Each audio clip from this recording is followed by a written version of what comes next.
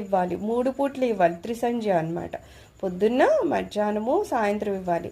అలాగ మనం నీళ్ళు ఇవ్వడం వల్ల ఏమవుతుంది, ఆయా సంధ్యా సమయాల్లో చెప్పారు కదా, పొద్దున్న సాయంత్రం ఈ మందేహులైన రాక్షసులు చాలా గట్టిగా పట్టుకుంటారు.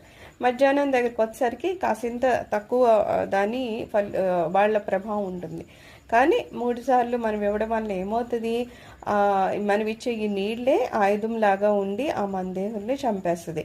సూర్యుడు ఆరోగ్యవంతుడు అవడం వల్ల అక్కడి నుంచి వచ్చే కిరణాలని గ్రహించి మనం కూడా ఆరోగ్యాన్ని పొందుతాం.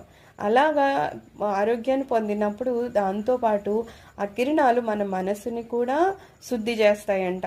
ఎప్పుడైతే మన మనసు శుద్ధి అవుతూ ఉంటుందో అప్పుడు మనము ఆల్రెడీ ఏమన్నా పాపాలు చేసుంటే ఆ పాపాలు తొలగిపోతాయి. అయ్యే కాకుండా ఇకపైన ఏ పాపము చేయాలనే ఆలోచనే రాకుండా అవి మనల్ని కట్టిపడేస్తాయి అన్నమాట.